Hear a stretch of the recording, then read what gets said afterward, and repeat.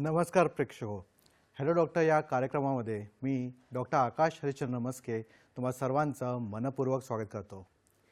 प्रेक्षको, सध्याच्या धावपळीच्या युगामध्ये सर्वांनाच असं वाटतं की आपले काम पटापट आवरावेत. सकाळी उठल्यापासून आपल्या दिनचर्येची सुरुवात होते आणि दिनचर्याची सुरुवात होते ते प्राकृत शौचाने. परंतु प्रेक्षको, सध्या बदलती जीवनशैली आणि अनियमित आहारविहार या सर्वांमुळे आपली पचनशक्ती मंदावत चाललेली आहे. रोगा हा सर्वेपी मंदाग्नो असेही म्हणतात. म्हणजेच मंदाग्नी हेच सर्व रोगांचे मूळ कारण आहे. या रोगांपैकी एक म्हणजे बद्धकोष्ठ. आता हे बद्धकोष्ठ म्हणजे कोणता रोग आहे आणि त्याबद्दल आयुर्वेदाने काय सांगितलं आहे, त्यावरती चिकित्सा काय, हे जाणून घेणे फार महत्त्वाचे आहे. याच अनुषंगाने आपण आजचा विषय निवडला आहे. पाहूया आजचा विषय काय आहे ते. विषय आहे बद्धकोष्ठ जागरूकता महिना. विषय आहे बद्धकोष्ठ जागरूकता महिना. आणि या विषयावरती तज्ञ मार्गदर्शन आणि चर्चा करण्यासाठी आज आपल्यासोबत उपस्थित आहेत आयुर्वेदाचार्य डॉक्टर संदीप काळे सर. नमस्कार सर, कार्यक्रमात आपलं स्वागत आहे. महाराष्ट्राला सुपरिचित असं व्यक्तिमत्व आहे सरांचं, तरीही नव्या प्रेक्षकांसाठी मी पुन्हा एकदा सरांची ओळख करून देतो. डॉक्टर संदीप धनाजी काळे सर हे MD रोगनिदान असून योग आणि आयुर्वेद डिप्लोमा धारक आहेत. ते सध्या आरे पोद्दार आयुर्वेद महाविद्यालय मुंबई येथे सहाय्यक प्राध्यापक म्हणून कार्यरत आहेत. आयुर्वेदातील रोगनिदान, संशोधन आणि शिक्षण क्षेत्रात त्यांचा 15 वर्षांपेक्षाही अधिकचा अनुभव आहे. त्यांनी आतापर्यंत 22हून अधिक राष्ट्रीय व आंतरराष्ट्रीय संशोधन लेख प्रसिद्ध केले आहेत. निदानात्मक रुग्णपरीक्षा आणि आयुर्वेदीय रुग्णपरीक्षण ही त्यांची पुस्तके विद्यार्थ्यांमध्ये विशेष गाजली आहे. आयुर्वेद आणि AI म्हणजेच आर्टिफिशियल इंटेलिजन्स यांचा संगम साधत त्यांनी संशोधनात नवीन दालन उघडले आहे. चला तर मुख्य कार्यक्रमाकडे वळूया. सर, पुन्हा एकदा तुमचं या कार्यक्रमामध्ये स्वागत आहे. सर, आजचा आपला विषय आहे बद्धकोष्ठ जागरूकता महिना. आता हे बद्धकोष्ठ म्हणजे नेमकं कोणता आजार आहे याबद्दल जरा पहिले सांगा. नमस्कार. सर्वप्रथम आपले आभार की आपण या बद्धकोष्ठता जागरूकता अभियानामध्ये मला समाविष्ट करून घेतलं. कारण की माझा जो विषय आहे तो रोगनिदान, तर हा प्रामुख्याने हेतू आणि कारणांवरतीच त्याचा अभ्यास जास्त आहे. तर बद्धकोष्ठता हा शब्द जेव्हा आपण ऐकतो तर त्यावेळेस आपल्याला त्यामध्ये दोन शब्द येतात. एक म्हणजे बद्ध आणि दुसरं म्हणजे कोष्ठ. तर बद्ध याचा असा अर्थ होतो की कुठेतरी अडकणं किंवा थांबणं, असा त्याचा आपण अर्थ घेऊ शकतो. आणि कोष्ठ म्हणजे कोष्ठ हा आपल्या शरीराचा असा भाग आहे की ज्याला आपण पोटाचा भाग किंवा पोटाचा कुहर असं त्याला आपण म्हणतो. तर पोटाच्या आतमध्ये नेमकं कुठे असतं कोष्ठ, तर आपल्या छातीची पासळी जी आहे तर ती संपल्यानंतर बेंबीच्या आसमंतातला जो भाग आहे तर त्याच्या आतमध्ये जेवढे अवयव येतात तर त्याच्यामध्ये आपलं जठर आहे की जिथे आपण खाल्लेलं अन्न येतं. त्याच्यानंतर अन्नपचनाची प्रक्रिया होते, ते म्हणजे मोठे आतडे आणि छोटे आतडे. तर या सर्वांना मिळून कोष्ठ तयार होतं. तर बद्धकोष्ठता काय, तर या कोष्ठाच्या ठिकाणी बद्धता निर्माण होणे. म्हणजे त्या कोष्ठाचं प्रमुख कार्य काय आहे, तर अन्नाचं पचन करणं, त्यानंतर अन्नाचं शोषण करणं आणि शोषण झाल्यानंतर तिथे जो मलभाग तयार होतो तर त्याचं उत्सर्जन करणं. त्याच्यामुळे कोष्ठातून उत्सर्जन म्हणून जे बाहेर पडतं ते मल, तर या मलाचं बाहेर पडताना त्याला बद्धता निर्माण होणे. तर अशा पूर्ण मोठ्या अर्थाने बद्धकोष्ठता हा शब्द साधारणतः आपल्याला आपल्या आयुर्वेद सायन्समध्ये आलेला दिसतो. बरोबर आहे सर. आपण बद्धकोष्ठताबद्दल सांगितलं. आता हे बद्धकोष्ठता कोणत्या हेतूमुळे होते आणि त्यावरचे लक्षणं कोणकोणते उद्भवतात याबद्दल जरा आम्हाला सांगा. हां, बद्धकोष्ठता याच्यामध्ये जर आपण बघितलं की कोष्ठबद्ध होणे म्हणजे कोष्ठातला मल बाहेर पडताना आपल्याला अडथळा निर्माण होणे. तर सर्वात पहिलं लक्षण आपल्याला त्यामध्ये तेच दिसतं की जो काही मल उत्सर्जित म्हणून बाहेर पडणार आहे तर तो अडवला जातो. तर साधारणतः आपल्याकडे प्रातःविधी या नावाने आपण त्याला म्हणतो. म्हणजे शौचास जाणे, मलप्रवृत्ती होणे किंवा आपण लहान मुलांच्या भाषेमध्ये म्हटलं तर शिला होणे, तर असे शब्द आपण त्याला वापरतो. तर हा जो मल आहे तो बाहेर पडताना तो कष्टदायक पद्धतीने बाहेर पडणे, म्हणजे तो कोरडा होणे किंवा त्या ठिकाणी तो कडक होणे, कठीण होणे, बऱ्याच रुग्णांमध्ये त्या मलाचे गाठी तयार होतात, म्हणजे दगडा एवढ्या कठीण गाठी तयार होतात आणि ते मलाद्वारे बाहेर पडणे. तर आपसुकच ज्यावेळेस तो मल बाहेर येतो तर त्यावेळेस तो कुठेतरी जखम निर्माण करतो, त्याच्यामुळे त्या ठिकाणी वेदना होतात. तर मल बाहेर पडताना त्रास होणे, कडक होणे, त्यानंतर त्या ठिकाणी दुखणे, त्याचबरोबर त्या ठिकाणी तो मल जास्त वेळ साचून आपल्या कोष्ठामध्ये राहिल्यामुळे त्या ठिकाणी गॅसेस निर्माण व्हायला सुरुवात होते आणि गॅसेस निर्माण झाल्यामुळे काय होतं की खाली मल असतो आणि आतमध्ये गॅस असतो, तर तो गॅस बाहेर न पडल्यामुळे त्या ठिकाणी तो आपले आतडे जे असतात ते फुगवतो आणि फुगवल्यामुळे त्या ठिकाणी वेदना आपल्याला बघायला मिळतात. त्याच पद्धतीने त्यातून मग वेगवेगळे आजार पाईलसारखे निर्माण होतात. तसेच त्या ठिकाणी आपण हे बघू शकतो की मल हा व्यवस्थित बाहेर न पडल्यामुळे रुग्णाला थकवा येणे हेही आपल्याला लक्षात दिसते. त्याच्यानंतर चिडचिड होणे, म्हणजे मानसिक आपण जर का त्याची अवस्था बघितली तर कालांतराने हा मनावर देखील परिणाम करतो. त्यामुळे अशा रुग्णांची सतत चिडचिड होते, त्यांचं मन जे असतं ते एकाग्र होऊ शकत नाही, कारण त्यांना कुठेतरी जाणीव असते की आपलं जी मल आहे शौचास आहे ते बाहेर पडलेलं नाही आहे. तर अशा पद्धतीची लक्षणं आपल्या या ठिकाणी बघायला मिळतात. तत्पूर्वी आपण या ठिकाणी म्हणजे हे सगळं जे घडतं तर त्या कोष्ठाचे आपण थोडेसे प्रकार बघूया. तर आयुर्वेदामध्ये याचे प्रकार सांगितलेले आहेत, म्हणजे आपल्याला आधी हे समजून घेणं गरजेचं आहे की आपला कोष्ठ जो आहे तो कुठल्या प्रकारचा आहे. तर याच्यामध्ये आयुर्वेदाने 3 प्रकार केलेले आहेत. तर त्याच्यामध्ये पहिला आहे क्रूर कोष्ठ, दुसरा आहे मृदू आणि तिसरा आहे मध्यम. तर आता हे जे प्रकार आहेत तर क्रूर म्हणजे त्या शब्दातच आपल्याला क्रूरता दिसते. तर क्रूर म्हणजे तो एक प्रकारे कोरडा पडलेला असतो आणि कष्टाने मलप्रवर्तन त्याच्यामध्ये बाहेर पडताना दिसतं.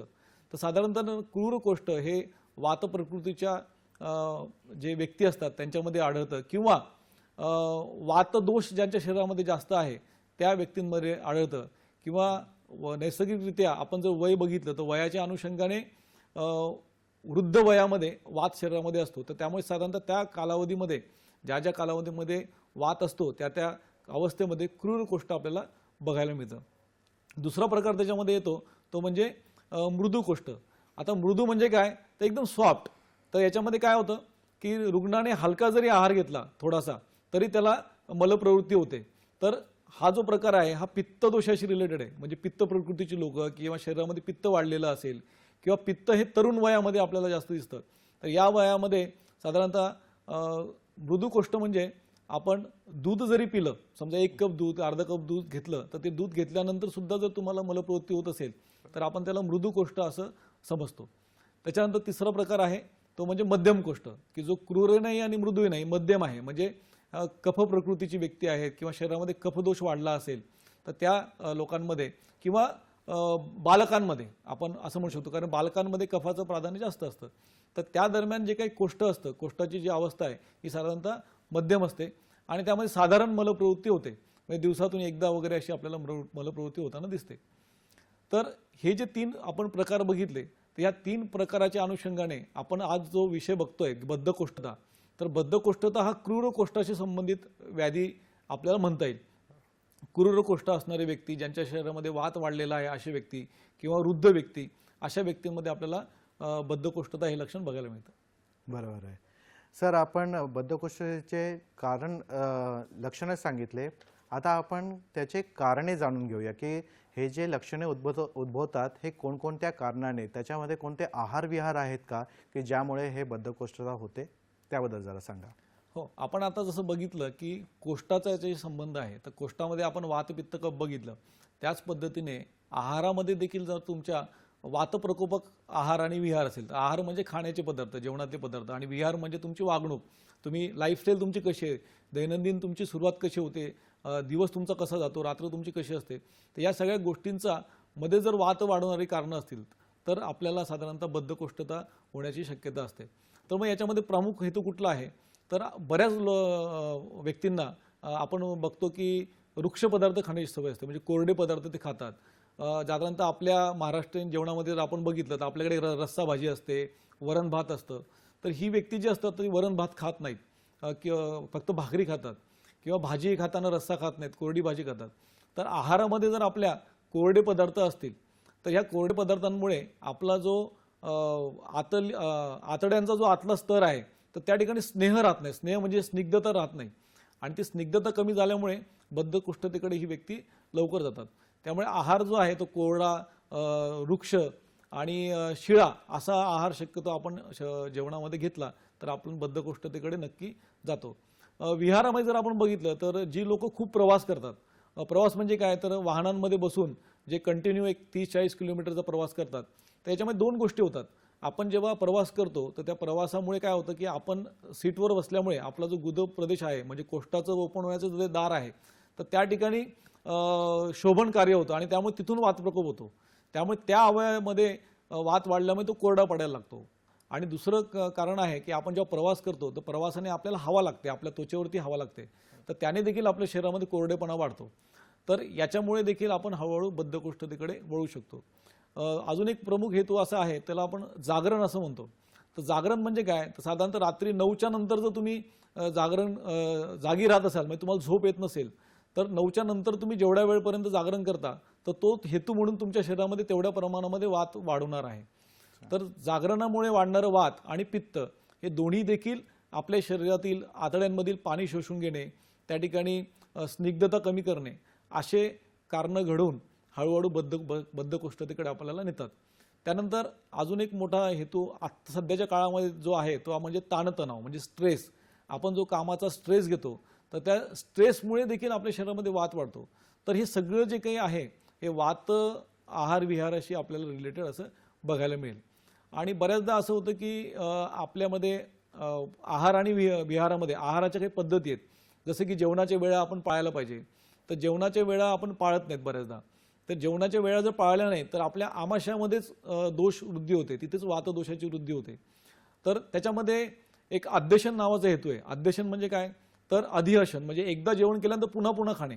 म्हणजे 1 तासापूर्वी मी काहीतरी खाल्लंय पण पुन्हा मला कोणीतरी काहीतरी जेवायला ऑफर केलं किंवा मला छान वास आला म्हणून मी ते खातोय.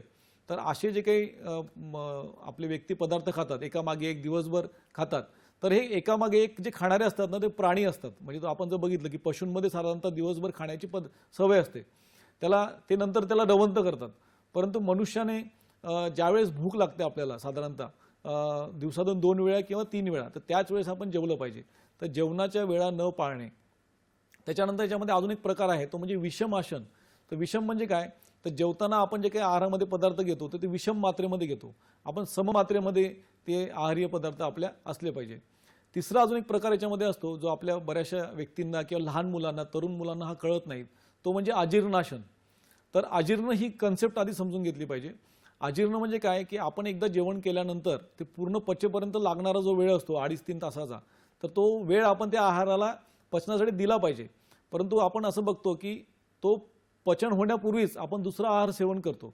त्यामुळे काय होतं की आधीचा जो पचणारा भाग आहे तो अर्धवट पचलेला आहे आणि त्याच्यात पुन्हा दुसरा भाग आपण सेवन केला त्याचं पचन, असे 2 पचन मिक्स होऊन एक अजीर्णासन म्हणून गोष्ट घडते. तर याच्यातून तयार होणारे जे काही वात पित्त कफ शरीरामध्ये तयार होतात तर हे बेसिकली विकृत तयार होतात. आणि शरीराचा असा गुणधर्म आहे की हे जर का दोष विकृत पद्धतीने तयार झाले तर हे आपल्या आतड्यांना जाऊन चिटकतात. आपल्या आतड्यातून जो रसधातू आपल्या हृदयाकडे यकृताकडून पूर्ण शरीरात जातो तर त्या ठिकाणी हा चिकट दोष निर्माण होतो, क्लेद निर्माण होतो किंवा कफाची विकृती त्या ठिकाणी निर्माण होते. आणि ह्या सगळ्यांमुळे आपल्याला हे सगळे हेतू जे आहेत ते हळूहळू बद्धकोष्ठतेकडे नेतात. तर बद्धकोष्ठता ही ह्या आजाराची तीव्र स्वरूप आहे. तर सुरुवातीला मलावरोध होणे म्हणजे 1 दिवस मलप्रवृत्ती न होणे असं आपल्याला दिसतं, किंवा याच्यापैकी मलावष्टंभ नावाचा आणखी एक प्रकार आहे की ज्याच्यामध्ये मलाचा अवष्टंभ होतो. तर 1, 2, 3 दिवस असं जर आपल्याला होत असेल तर ही सुरुवात आहे. परंतु हेच जर का आपण आपल्यामध्ये कालांतराने 10 दिवस 15 दिवस किंवा वर्षभर जर असं होत असेल तर मग हळूहळू आपण याच्यामध्ये बद्धकोष्ठतेकडे आपण आपल्या स्वतःला घेऊन जात असतो. बरोबर आहे. प्रेक्षक हो, चर्चा रंगत चाललेली आहे. आपण ही चर्चा पुढे नेणारच आहोत, पण एका छोट्याशा विश्रांतीनंतर. कुठे जाऊ नका, पाहत राहा आपला आवडता कार्यक्रम हॅलो डॉक्टर.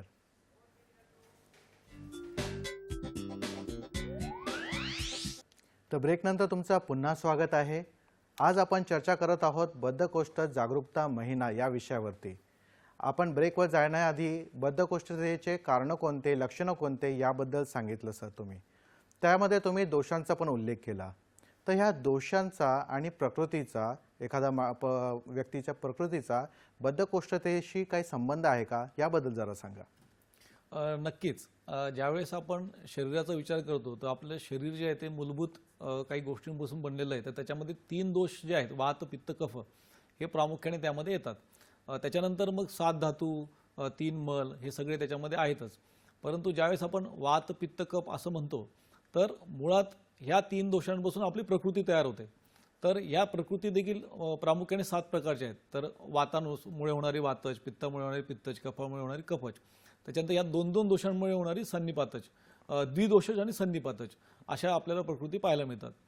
तर आपण जसं कोष्ठाचं बघितलं तर कोष्ठामध्ये जसं ज्या दोषाचा प्रादुर्भाव असेल त्याच्या अनुषंगाने कोष्ठामध्ये बदल होतात. तसेच या प्रकृतींमुळे, म्हणजे समजा आता वात प्रकृतीचा रुग्ण आहे तर प्रामुख्याने त्याच्यामध्ये वात जास्त असल्यामुळे वाताचे जे काही गुण आहेत, वृक्ष आहे, शीत आहे, लघु आहे, हे गुणच त्याच्या शरीरामध्ये अधिक असल्यामुळे त्या व्यक्तीमध्ये कोरडेपणा हा स्वभावता असतो. तर मग त्या कोरडेपणामुळे काय होतं की त्या व्यक्तीने जर का कोरड्या पदार्थांचं, शुष्क पदार्थांचं, शिळ्या पदार्थांचं जर सेवन केलं तर ऑटोमॅटिकली त्याचं जे मल आहे तर ते कोरडंच तयार होणार आहे. त्याच्यामुळे त्या व्यक्तीचा आपल्या ह्या आजाराकडे, बद्धकोष्ठतेकडे कल अधिक असतो. तसंच मग पित्त प्रकृती आहे, कफ प्रकृती आहे. तर कोष्ठामध्ये जसं आपण बघितलं त्याच पद्धतीने आपल्याला प्रकृतीमध्ये सुद्धा विचार करावा लागतो. बरोबर आहे. सर, आपण बद्धकोष्ठतेबद्दलचे जे कारणे आहेत ते आयुर्वेदिक कारणं आपण पाहिलेले आहेत, आयुर्वेदिक लक्षणे आपण पाहिलेले आहेत. तर मॉडर्न सायन्स त्याच्याकडे कसं बघतो, आधुनिक विज्ञान त्याबद्दल काय सांगतं, त्याचे कारणे कोणते सांगतात, त्याबद्दल जरा सांगा. हां, आधुनिक विज्ञानामध्ये देखील याचा विचार केलेला आहे. तर सर्वात पहिल्यांदा त्यांनी जेव्हा याचा हेतू सांगितलं तर त्यावेळेस त्यांच्या याच्यानुसार फायबर जे असतं तर ते आहारामध्ये जर कमी असेल तर त्यामुळे बद्धकोष्ठता होते असं ते मानतात. आणि त्याच्यानंतर काही औषधं असतात, जसं कॅल्शियम आहे, आयर्न आहे. तर या गोळ्या घेतल्याने त्या गोळ्यांचे साईड इफेक्ट्स म्हणून संडासला कडक होणे, शौचास साफ न होणे, अशी लक्षणं दिसतात. आणि या औषधांचं जर का सेवन दीर्घकालापर्यंत राहिलं तर मग तो रुग्ण जो असतो तो बद्धकोष्ठतेकडे वळताना आपल्याला दिसतो. त्याचबरोबर काही रुग्णांमध्ये थायरॉईडच्या समस्या असतात. IBS नावाचा एक व्याधी आहे, इरिटेबल बावेल सिंड्रोम. तर या सर्व कारणांचा आधुनिक चिकित्सेमध्ये बद्धकोष्ठतेसाठी विचार केलेला आहे. बरोबर आहे. सर, चर्चेच्या या वळणावरती आपल्याला एक टेलिफोन कॉल आलेला आहे. मंगला आपटे आहेत पुण्याहून. नमस्कार, आपला प्रश्न विचारा. नमस्कार. नमस्कार. नमस्कार. मी पुण्यावरून मंगल आपटे बोलते. मला असा प्रश्न विचारायचा की बद्धकोष्ठता झाली तर बद्धकोष्ठता झाल्यानंतर रोज गोळ्या घ्यायची काही काही जणांना सवय लागते, 2-2 दिवसांनी म्हणा, किंवा मग रोज घ्याव्यात का त्या गोळ्या, त्यासाठी त्या संदर्भात मला विचारता आहे. किंवा तूप पाणी घ्यावं का दूध तूप घ्यावं, यावरती आपण काय सांगू शकाल सर? धन्यवाद. मंगलाताईंचा प्रश्न हा अतिशय योग्य आहे. कारण की त्यासाठीच मला वाटतं की आपण या कार्यक्रमाचं आयोजन केलं आहे की बद्धकोष्ठता याविषयी जागरूकता निर्माण होणं फार गरजेचं आहे. तर आपण या ठिकाणी जर बघितलं तर बालवयामध्ये कफ दोष असल्यामुळे मलप्रवृत्ती जी आहे ती साधारण असते. पित्त प्रकृती असताना किंवा तरुण वयामध्ये साधारणतः मलप्रवृत्ती जी आहे ती साधारणतः दिवसातून एकदा होणे किंवा 2-3दा होणे असं सहजपणे घडत असतं.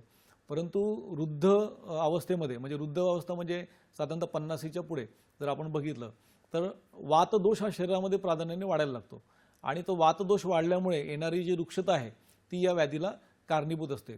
तर केवळ वय हेचला कारणीभूत नाही आहे, तर तुमचा डाएट, तुमचा आहार विहार, तुम्ही कशा पद्धतीने तुमच्या मागच्या 40 वर्षामध्ये जेवण केलेलं आहे, तर या सगळ्यांमुळे जे शरीरामध्ये दोष साचतात तर यांचा विचार आपल्याला करायला लागतो. तर प्रामुख्याने वृद्ध वयामध्ये जर का आपल्याला शौचास कडक होत असेल, एक दिवस आपल्याला शौचास होत नसेल, तर हे प्राकृतच समजायला पाहिजे. कारण की प्रामुख्याने वात वाढल्यामुळे तर वृद्धत्व अवस्थेमध्ये आपल्याला शौचास कडकच होणार आहे. परंतु याला आपण लगेच आजार म्हणू नये. म्हणजे आता मला मलावरोध झाला आहे, मला मलाष्टोम झालं आहे, किंवा आपण याला कॉन्स्टिपेशन असं म्हणतो, तर मला कॉन्स्टिपेशन झालं आहे असं न समजता आपण त्याला कसं करेक्ट करता येईल, तर यासाठी आपण सर्वात पहिल्यांदा आपल्या आहारामध्ये आणि विहारामध्ये बदल केला पाहिजे. आपण जर का वृद्ध अवस्थेकडे चाललेलो आहे आणि आपल्याला हे माहिती आहे की आपल्या शरीरामध्ये वात वाढणार आहे, तर तो वात वाढू नये यासाठी आपल्याला काय करता येईल, तर आहारामध्ये दुधासारखे आपण पदार्थ घेऊ शकतो. तर दूध आणि तूप हे जर का आपल्या आहारामध्ये असेल तर याने आपसुकच आपल्या आतड्यांमध्ये स्निग्धता वाढणार आहे आणि स्निग्धता वाढल्यामुळे जो काही मल आहे तो बाहेर पडताना सॉफ्टली बाहेर पडणार आहे. हे करत असतानाच आपण त्याच्याबरोबर आहारामधले जे आपले आपण हेतू बघितले, कोरडं अन्न आहे, हलकं अन्न आहे किंवा उपवास आपण करतो, तर ह्याचं जे प्रमाण आहे हे आपण कमी केलं पाहिजे. किंवा आपण जेवण करतानाच साधारणतः स्निग्ध अशा पद्धतीचे जेवण केलं पाहिजे. तुम्ही भाकरी खात असाल तर भाकरीसोबत तुम्ही लोणी खाल्लं पाहिजे. तर लोणी आणि भाकरी तुम्ही जर एकत्र खाल्लं तर तुम्हाला शौच साफ होते. त्याच्याबरोबर तुमच्या आहारामध्ये ताक असलं पाहिजे. तर ताक घेताना देखील ताकाचे 2 प्रकार पडतात. तर आपण जेव्हा ताक करतो तर त्या ताकातलं लोण्याचं प्रमाण तुम्ही किती बाहेर काढताय त्याच्यावरती ते ताकाचा प्रकार पडतो. म्हणजे तुम्ही खूपच लोणी काढलं तर ते अतिशय रुक्ष ताक होतं, मग ते कफ प्रकृतीच्या व्यक्तीला चालतं. परंतु वात प्रकृतीच्या व्यक्तीला ते भरपूर लोणी असलेलं घट्ट ताक घेतलं तरी चालतं, कारण त्यांना ती स्निग्धता हवी असते. त्यामुळे साधारणतः असे आपण गोष्टी आपल्या आहार आणि विहारामध्ये बदल करून आपण हे केलं पाहिजे. आणि सर्वात महत्त्वाचा याच्यामध्ये जो भाग असतो तो की आपली जी रात्रीच्या जेवणाची जी वेळ आहे तर ती वेळ आपण बदलली पाहिजे. म्हणजे समजा 8:30-9 वाजता तर तुम्ही जेवत असाल तर तुम्ही संध्याकाळी 7 वाजता किंवा त्याच्या आधी जेवलं पाहिजे. त्याच्यानंतर पोटात तुम्ही काहीच टाकायला नको, कारण की तुम्ही जेवढं उशिरा जेवण करणार आहात तर ते पचून त्याचा जो काही शेवटचा मल भाग तयार होतो तर त्याला बाहेर यायला तेवढा वेळ पाहिजे. त्यामुळे 7च्या आत जर आपण जेवणाची सवय ठेवली तर आपल्याला ह्या आजारापासून दूर राहता येतं आणि आपल्याला कुठलीही गोळी घेण्याची आवश्यकता नाही आहे.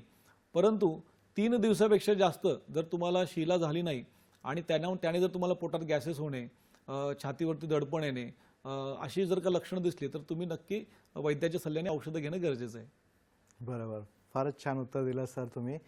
सर, आपण रोगरूपी बद्धकोष्ठ याबद्दल आपण जाणून घेतला, पण हे बद्धकोष्ठ हे लक्षण म्हणून पण उत्पन्न होऊ शकतो का, आणि जर होऊ शकत असेल तर कोणत्या आजारामध्ये हा येतो, याबद्दल जरा सांगा. हा देखील खूप महत्त्वाचा प्रश्न आहे. आपण जेव्हा बद्धकोष्ठता असं आपण बघतो आहे तर बद्धकोष्ठता हा आजार पण आहे, परंतु बद्धकोष्ठता हे जे लक्षण आहे तर हे बऱ्याचशा आजारांमध्ये लक्षण म्हणून येतं. तर उदाहरणार्थ आपण काही आजारांची नावं बघूया. याच्यामध्ये पाईल्स आहे, त्याला आपण मूळव्याध म्हणतो, म्हणजे शौचाच्या जागी कोंब निर्माण होणे. तसं बघितलं तर बद्धकोष्ठतेमुळे पाईल्स देखील निर्माण होतात आणि पाईल्स हा व्याधी जर निर्माण झालेला असेल तर त्याच्यामुळे देखील आपल्याला बद्धकोष्ठता निर्माण होताना दिसते. म्हणजे दोघी एकमेकांचे कारण असू शकतात. तर हा एक व्याधी झाला. त्याच्यानंतर आपण थायरॉईडचा एक आजार आहे ज्याला हायपोथायरॉइडिझम आपण असं म्हणतो. तर हायपोथायरॉइडिझममध्ये कसं आहे की T3, T4, TSH असे हार्मोन्स याच्यामध्ये आहे. त्याच्यामध्ये TSHची व्हॅल्यू जी आहे ती वाढलेली असते. आणि हायपो म्हणजे काय, तर त्या हार्मोनची लेवल वाढल्यामुळे आपल्या शरीरातील जे काही हार्मोन्स आहेत, ज्या हार्मोन्समुळे ज्या आपल्या शरीरामध्ये वेगवेगळ्या क्रिया घडत असतात तर त्या क्रिया संथ होतात. तर त्याच्यामध्ये सर्वात पहिली क्रिया होते ती म्हणजे आपल्या छोट्या आतड्यांमध्ये एक पेरिस्टाल्सिस नावाची मूवमेंट होते. म्हणजे ते आतडी जी असते ती साधारणतः आपल्या जागी हालत असते. तर त्या हालचालीला पेरिस्टाल्सिस मूवमेंट म्हणतात. तर ती होण्याचंही कारण आहे, कारण की मल जर का एका ठिकाणाहून पुढे ढकलायचा असेल तर त्या मूवमेंटमुळे तो जो काही मल आहे पुढे जात असतो. तर मग त्या ठिकाणी तो जो मल तसाच पडून राहिला तर त्या ठिकाणी खडे तयार होतात आणि साधारणपणे आपल्याला हायपोथायरॉइडिझममध्ये मलबद्धता, बद्धकोष्ठता हे लक्षण बऱ्याच वेळा बघायला मिळतं. बरोबर आहे. आपल्याला एक टेलिफोन कॉल आलेला आहे. अशोकजी खोब्रागडे बोलत आहेत गोंदियाहून. नमस्कार, आपला प्रश्न विचारा. मला छातीच्या खाली त्रास आहे. हा, बोला ना. बोला सर, बोला, ऐकू. मी कुटुंब नियोजन हायड्रोसिलचं ऑपरेशन केलेला होता, त्याच्यामुळे त्रास आहे की बद्धकोष्ठीचा त्रास आहे हे सांगू शकता का? आपलं वय किती सर? माझी वय 46 वर्ष आहे. 46 वर्ष आहे. आणि छातीच्या खाली म्हणजे एक्झॅक्टली कुठे? डाव्या बाजूला, उजव्या बाजूला? डाव्या बाजूला. छातीच्या खाली डाव्या बाजूला तुम्हाला कसं दुखतंय? कसं दुखतंय? म्हणजे त्रास म्हणजे दुखतंय का तुम्हाला? एकदम असं म्हणजे सहन नाही होत. मी उलसी घेतो आणि पत्नीला पोटावरती म्हणजे कमरेवरती उभी करून सहन करतो. अच्छा, बरं. पाठीमागून वेदना आहेत का पुढच्या बाजूने वेदना आहेत? दोन्ही साईडनी. बरं. आपण काही सोनोग्राफी वगैरे रिपोर्ट केलाय का सर?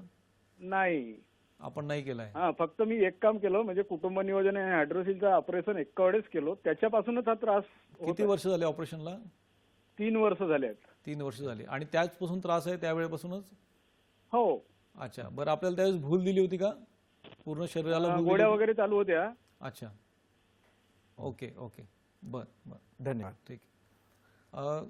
बऱ्याचदा असं होतं की आपण जेव्हा ऑपरेशन करतो तर त्यावेळेस आपल्याला जी काही औषधं दिली जातात तर त्याचा साईड इफेक्ट म्हणून आपल्या शरीरातली बरीचशी जी हार्मोन्स आहेत तर त्याच्यामुळे जे स्त्राव आहेत किंवा स्निग्धता आहे ही कुठेतरी थांबते, कोरडेपणा आपल्याला त्या ठिकाणी निर्माण होऊ शकतो. तर त्यामुळे असं होऊ शकतं. परंतु तुमच्या केसमध्ये तुम्ही शक्यतो जर 3 वर्षापासून तुम्हाला त्रास आहे तर तुम्ही एक पोटाची सोनोग्राफी करून घेणं गरजेचं आहे. तर याच्यामध्ये तुम्ही जी वेदना सांगताय ही तीव्र स्वरूपाची आहे. तर त्याच्यामुळे पोटाच्या आजारामध्ये जे तुम्ही जागा सांगताय तर त्याच्यामध्ये आपल्याला थोडंसं लिव्हरशी रिलेटेड मला हे वाटतंय. तर ते एकदा आपल्याला रूल आउट करून घ्यायला लागेल. त्यामुळे आपण जर सोनोग्राफी रिपोर्ट केला असतं तर आपल्याला आणखी जास्त याच्यामध्ये सांगता आलं असतं. आणि बऱ्याचदा अशा रुग्णांमध्ये काय होतं की आपल्याला ढेकर येणे हे लक्षण असतं. तर ढेकर जर येत असतील तर आपल्या कोष्ठामध्ये मल हा पूर्णपणे साचलेला असतो, तो पूर्णपणे बाहेर निघत नाही. तर अशा वेळेस याला ऊर्ध्वगती निर्माण होते आणि मग ढेकर स्वरूपामध्ये हे सगळं बाहेर पडायला लागतं. तर याच्यामध्ये एक हलकंसं हिरडा चूर्ण तुम्ही घेऊन बघायला पाहिजे. त्याने जर पोट साफ झालं, तुमचं दुखणं थांबलं तर ठीक आहे, नाहीतर मग आपण एक सोनोग्राफी रिपोर्ट करून घ्यायला पाहिजे. बरोबर आहे. सर, आपण म्हणाले होते की चर्चेदरम्यान की वृद्ध वयामध्ये बद्धकोष्ठतेचं प्रमाण जास्त आहे. तर लहान मुलांमध्ये बद्धकोष्ठता होते का? आणि जर होत असेल तर त्याचे कारण काय? खूपच चांगला प्रश्न आहे हा. आपण बद्धकोष्ठता असं म्हणताना आपल्याला बऱ्यापैकी वयाच्या शेवटी म्हणजे वृद्धावस्थेमध्ये साधारणतः हे दिसत होतं. परंतु आजकाल आपल्याला लहान मुलांमध्ये सुद्धा ही लक्षणं खूप अतिप्रमाणामध्ये दिसायला लागलेली आहेत. तर याच्यामागे प्रमुख कारण असं आहे की आजकालची जी मुलांना आपण आहार देतो तर त्या मुलांची सुरुवातच बिस्किटसारख्या पदार्थांपासून होते की जो मैद्यापासून बनलेला आहे. तर आपण जर सिमेंट हा प्रकार आपण बघितला असेल जो आपण घर बांधकामाला वापरतो तर तसंच जे फाईन पार्टिकल असल्यामुळे त्याला पाणी जास्त लागतं, ते पाणी शोषून घेतं. तसे हे मैद्याचे जे पदार्थ असतात हे अतिशय फाईन असतात. त्यामुळे हे पोटात गेल्यानंतर पाणी शोषून घेतात. पाणी शोषून घेतल्यामुळे आपलं जे पाण्याने जे पोट साफ होण्यासाठी मदत व्हायला पाहिजे ती होत नाही. त्यानंतर लहान मुलांमध्ये मुळातच कफ असतो शरीरामध्ये.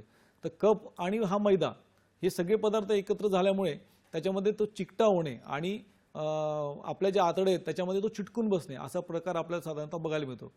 त्यामुळे मुलांच्या ज्या बदललेल्या सवयी आहेत तर ज्याच्यामध्ये आपण आहारामध्ये जे मैद्याचे पदार्थ, बेकरी प्रोडक्ट्स हे जर तुम्ही वगळले तर त्या मुलांनाही त्रास होणार नाही. त्याच्यानंतर अतिशय लहान मुलं असतात म्हणजे जस्ट जन्मलेलं 6 महिन्याचं बाळ वगैरे असेल, 1 वर्षाचं, जे आईच्या दुधावरती आहे तर त्या बाळांमध्ये देखील आपल्याला बद्धकोष्ठता बघायला मिळते किंवा त्या मुलांना खूप सारे गॅसेस होतात, त्यांचं पोट दुखतं, त्यांना शी होत नाही 2-3 दिवस. मग त्यांना ते एक पेसरी असते जी शौचाच्या जागी टाकल्यानंतर मग त्यांना शी होते. तर ह्या सगळ्या गोष्टी ज्या असतात ह्या सगळ्या वातामुळे होत असतात. म्हणजे त्या आईच्या स्तनातून जे दूध जातं त्या दुधामध्येच दोष असतात. वात, पित्त, कफ हे दोष दूषित होतात. त्यामुळे आपल्याला त्या ठिकाणी त्या आईचा जो आहार आहे तो करेक्ट करायला लागतो. त्याच्यानंतर प्रमुख कारण जर आपण बघितलं तर बऱ्याचदा ते बाळ जे असतं हे रात्रभर झोपत नाही. त्याच्यामुळे ते रात्री उठणार, सुशी करणार, रडणार. त्याच्यामुळे त्या आईची झोप चांगली होत नाही आणि त्या आईमध्ये आपसुकच हा जागरण नावाचा हेतू घडतो. तर जागरण झाल्यामुळे तिच्यामध्ये वातपित्त वाढतं आणि ते बाळांमध्ये जाऊन या स्वरूपाने आपल्या इंटेस्टाईनमध्ये जातं आणि त्याच्यामुळे मुलांमध्ये आपल्याला बद्धकोष्ठता हे लक्षण बघायला मिळतं. आपल्याला चर्चेच्या या वळणावरती एक टेलिफोन कॉल आलेला आहे. नाशिकहून दिनकरजी बोलत आहेत. नमस्कार, आपला प्रश्न विचारा. नमस्कार दिनकर सर, बोला. नमस्कार डॉक्टर. नमस्कार. माझं वय 70 वर्ष आहे. बरं. नमस्कार. वय 70 वर्ष आहे. हो. मला बद्धकोष्ठतेचा त्रास आहे अच्छा. बऱ्याच दिवसापासून. तर मला प्रवृत्ती होताना मला खूपच वेदना होतात. म्हणजे जोर लावून मला संडास करावी लागते आणि संडास झाल्यानंतर संडासच्या जागेवरती आगाग होते. तर योग्य उपाय सांगा आणि याची कारण काय ती सांगा. थँक्यू. धन्यवाद. धन्यवाद. तुम्ही जे विचारलं त्याच्यामध्ये साधारणतः 70 वय म्हणजे हे वृद्धत्वाकडे येणारं वय आहे. तर आपण जे बघितलं तर वाताची सगळी कारणं याच्यामध्ये आहेत. परंतु आपण जे त्यामध्ये एका गोष्टीवरती जोर दिला तो म्हणजे कुंथावं तुम्हाला लागतंय. तर कुंथावं हे आपल्याला कधी लागतं तर ज्यावेळेस आपल्या आतड्याला आतल्या भागामध्ये जो मल असतो तो चिकटतो. तो चिकटल्यामुळे काय होतं की तिथे आपण जोर दिल्यानंतरच तिथे पेरिस्टॉल्सिस मुवमेंट होते आणि त्याच्यानंतर तो मल जो आहे तो पुढे ढकलला जातो. तर आयुर्वेदामध्ये एक कन्सेप्ट आहे त्याला आम असं म्हणतात. तर या बद्धकोष्ठतेमध्ये कुठेतरी आम निर्माण झालेला असतो. तर ह्या आमामुळे हे लक्षण आपल्याला साधारणतः कुंथून संडासला होणे असं आपल्याला बघायला मिळतं. तर कुंथून जर का आपल्याला होत असेल आणि त्या मलाला जर का वास असेल तर त्या ठिकाणी आम आहे आपण समजून घ्यावं. तर आम म्हणजे काय तर मुळामध्ये आपल्याला एक प्रकारचं अजीर्ण असतं. तर याच्यामध्ये आपण एक सुंठ जी असते तर सुंठेचा काढा तयार करावा. त्याच्यामध्ये 1 ते 2 चमच एरंडी तेल टाकावं आणि ते आपण साधारणतः 1 दिवसाआड असं 15 दिवस घ्यायला काही हरकत नाही. त्याच्यानंतर सुंठीमुळे आपणास वेदनाही होणार नाहीत आणि एरंड तेलामुळे आपणास पोट देखील साफ होईल. बरोबर आहे. प्रेक्षको, आपण बद्धकोष्ठतेचे कारणे आणि त्याचे लक्षणे जाणून घेतले आहेत. आपण त्याची चिकित्साही जाणून घेणार आहोत, पण एका छोट्याशा विश्रांतीनंतर. कुठेही जाऊ नका, पाहत राहा आपला आवडता कार्यक्रम हॅलो डॉक्टर.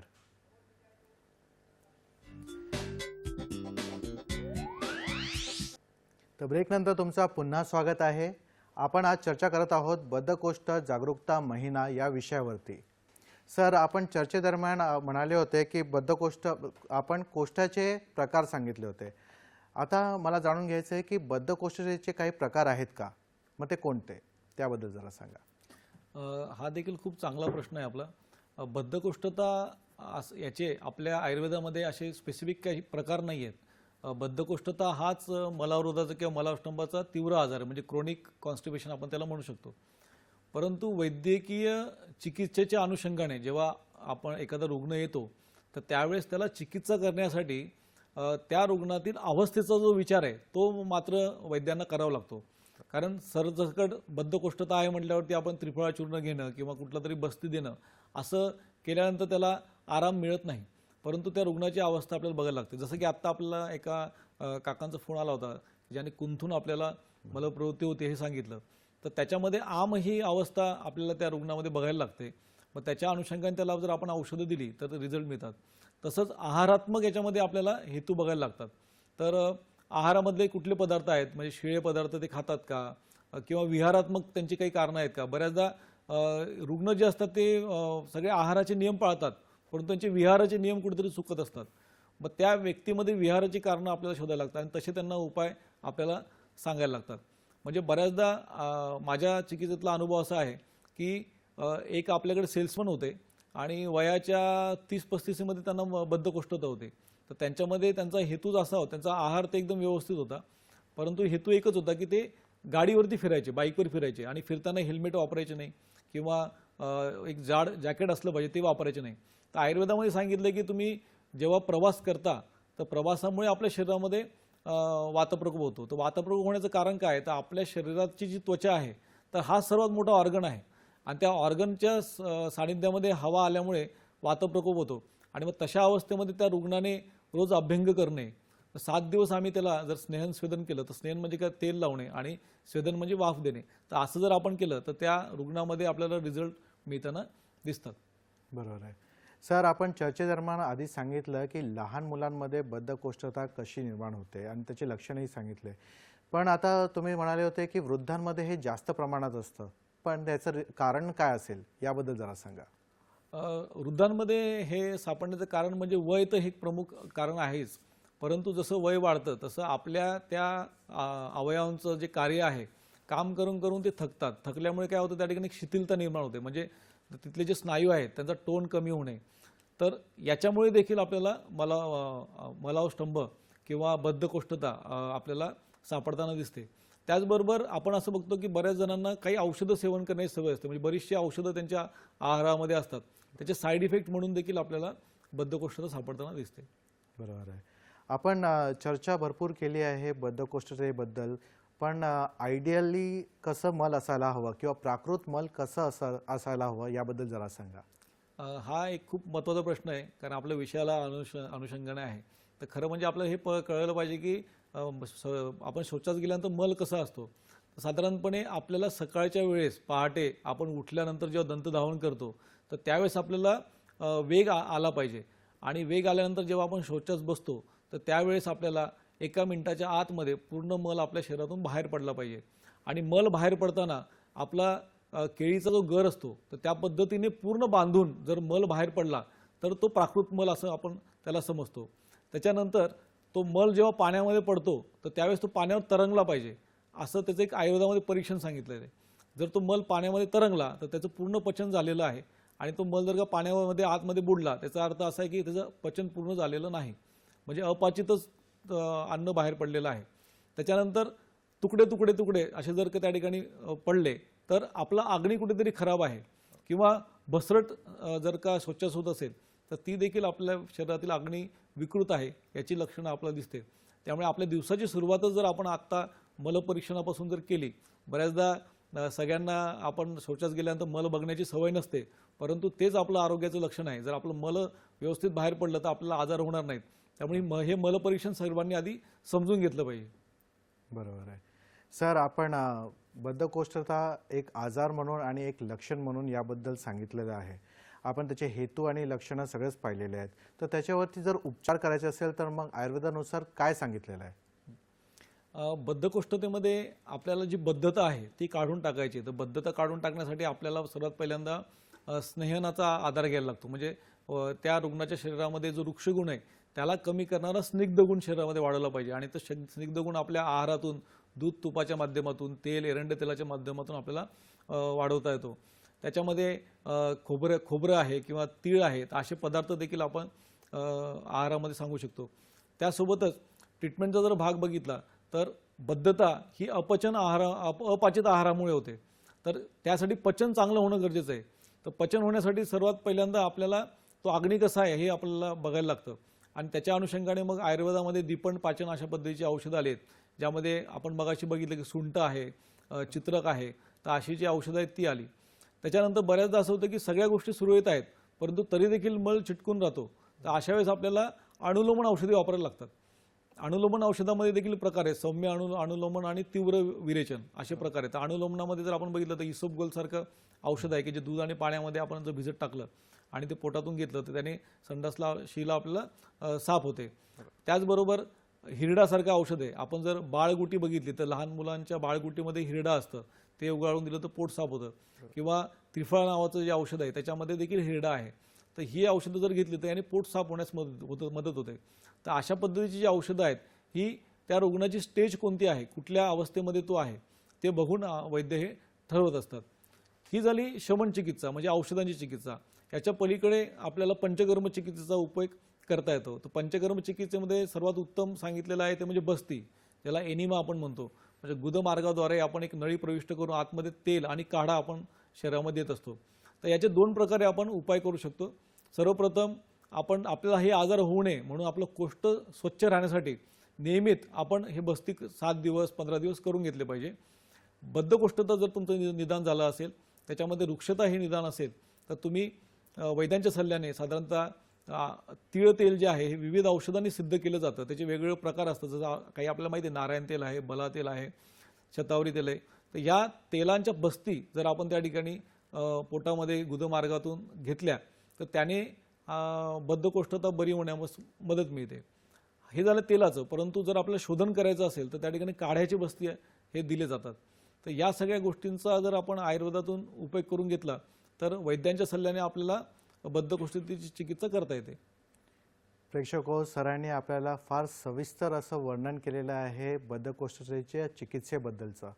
आता त्याच्यावरचे जे कोणते पथ्यापथ्य पालन करायचे आहेत ते जाणून घेऊया आपण एका छोट्याशा विश्रांतीनंतर. कुठेही जाऊ नका, पाहत राहा आपला आवडता कार्यक्रम हॅलो डॉक्टर.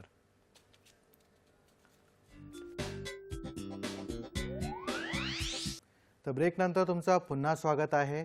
ब्रेकवर जाण्याआधी आपण बद्धकोष्ठतेच्या चिकित्साबद्दल जाणून घेतला. असे म्हणतात prevention is better than cure. तर मग बद्धकोष्ठता होऊच नये यासाठी काही आहारविहारबद्दल काही पथ्यापथ्य आहे का, याबद्दल जरा सांगा. नक्कीच. याच्यामध्ये सर्वात पहिल्यांदा आपल्याला आहाराचा विचार करणं फार गरजेचं आहे. तर आहारामध्ये आपण जर बघितलं तर वात वाढवणारी सर्व जी आहाराची पदार्थ आहेत ही सगळी आपल्याला बंद करणं गरजेचं आहे. याच्यामध्ये तिखट पदार्थ आपण जर खात असाल तर ती टाळली पाहिजे. वृक्ष, कोरडी अशी जी पदार्थ ती टाळली पाहिजे. तर वृक्ष आणि कोरड्या पदार्थांमध्ये बेकरीचे पदार्थ हमखास सर्व बेकरीचे पदार्थांचा समावेश होतो. तर बेकरीचे पदार्थ वृक्ष आणि कोरडी असतातच, शिवाय ती शिळी देखील असतात. कारण ती बनवली 7-8 दिवस आधी किंवा 15 दिवस आधी बनवून आपल्या घरी येतात, तर ती ताजी नसतात. तर शक्यतो ताजा आहार जर आपल्या जेवणामध्ये असेल तर आपल्याला हा आजार होणार नाही. परंतु शिळा आहार जो आहे तो आपण टाळला पाहिजे. त्याच्यामध्ये आजकाल सर्वात जास्त फेमस पिझ्झा आहे, बर्गर आहे, पाव आहे, त्याचे जे काही पदार्थ आहेत ते आहेत. तर हे सगळे पदार्थ आपल्या आहारातून आपण कमी केले पाहिजे. त्यानंतर आंबवलेले पदार्थ आहेत, मांसाहार आहे. तर मांसाहाराबरोबरच पचनासाठी जे काही जड पदार्थ असतात, उदाहरणार्थ आपण महाराष्ट्रीयन लोक जर गुजराती दाल बाटी वगैरे खायला गेलो तर ते आपल्या पचायला जड असतात. तर असे पदार्थ आपल्या अग्नीचा विचार करून खायला हवेत, किंवा खाल्लेच तर कमी प्रमाणात ते आपण खायला हवे. तर जे जे पदार्थ अग्नी खराब करणार आहेत ते सर्व आपण टाळायला हवेत.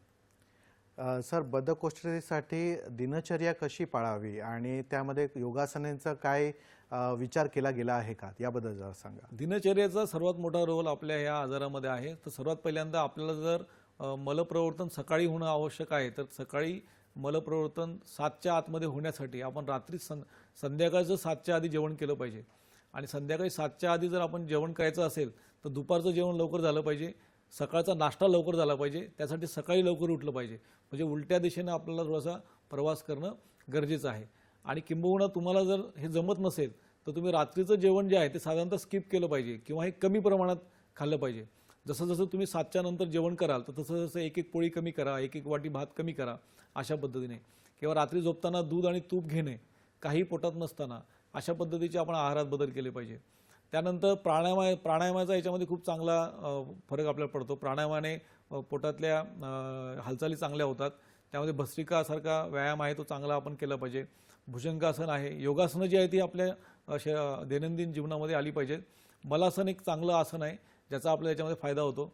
त्यानंतर शंख प्रक्षालन नावाची एक प्रक्रिया आयुर्वेदामध्ये खूप सुंदर, योगाशास्त्रामध्ये खूप सुंदर आहे, ज्याच्यामध्ये पाणी पिऊन एक वेगवेगळी आसनं केली जातात.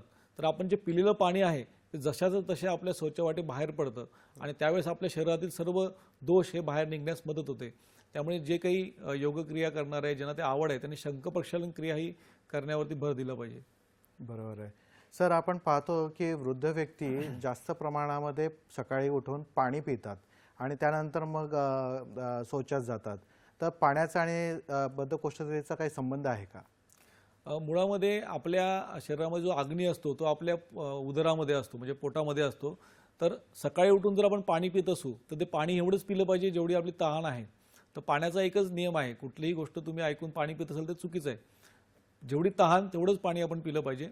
जर आपण जास्त पाणी पिलं तर आपण काय करत होतं की आपल्या पोटातलं जे ॲसिड आहे किंवा आपल्या शरीरातील पित्त आहे, अग्नी आहे, हा मंद होतो आणि तो मंद झाल्यामुळे आपल्याला अजीर्ण होतं आणि त्यातून पुन्हा आपण बद्धकोष्ठतेकडे जातो.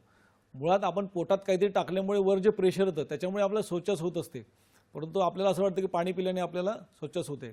परंतु वृद्ध व्यक्तींनी पाण्याचं प्रमाण ठेवलं पाहिजे, परंतु ते जेवणाच्या नंतर, म्हणजे जेवणाच्या मध्ये पाणी पिलं पाहिजे आणि जेवणाच्या नंतर अर्ध्या तासांनी पाणी पिणं गरजेचं आहे. हाच पाण्याचा योग्य क्रम असला पाहिजे. सकाळी उठून जर तुम्ही पाणी पित असाल तर तुम्ही पित्त प्रकृतीवाली नसतील तर तुम्ही कोमट पाणी पिलं पाहिजे. जेवणाच्या नंतरही जर आपण कोमट पाणी पिलं तर आपल्याला बद्धकोष्ठतेपासून आपण स्वतःला वाचवू शकतो. हां सर, थोडक्यात काय संदेश द्याल तुम्ही आजच्या या जागरूकता दिवसबद्दलचा, जागरूकता महिन्याबद्दलचा? नक्कीच. सर्वात पहिल्यांदा आयुर्वेदानुसार जी मलपरीक्षा सांगितलेली आहे ती मलपरीक्षा रोज सगळ्यांनी करा. आपल्याला जर रक्तपरीक्षा करायची असेल तर आपल्याला हॉस्पिटलमध्ये जावं लागतं, परंतु ही परीक्षा फ्री आणि स्वस्तात तुमच्या घरातल्या घरात होणार आहे. त्यामुळे मलपरीक्षा करा. जेवण करताना बारीक चावून जेवा. जेवण करताना तुम्ही कोणते पदार्थ खात आहात याची जाणीव ठेवा आणि हे लक्षात ठेवा की आपल्यालाही वृद्धत्व येणार आहे, आपणही म्हातारे होणार आहोत. त्यामुळे त्या काळामध्ये आपल्याला आपल्या वयानुसार आहारामध्ये योग्य बदल आपण केले पाहिजे. बरोबर आहे. सर, आज आपण इथे आलात, आमच्या प्रेक्षकांच्या प्रश्नांची उत्तरे दिली, तसेच त्यांच्या मुलाचे मार्गदर्शनही केले. या सर्वांसाठी मी प्रेक्षकांतर्फे आणि सह्याद्री वाहिनीतर्फे तुमचे आभार मानतो. धन्यवाद सर. खूप खूप धन्यवाद. वेळ झाली आहे तुमची रजा घेण्याची. पुन्हा भेटूया एका नव्या विषयासह तुमच्या आवडत्या कार्यक्रमामध्ये, ज्याचं नाव आहे हॅलो डॉक्टर. तोपर्यंत स्वस्थ राहा, मस्त राहा, हसत राहा. धन्यवाद.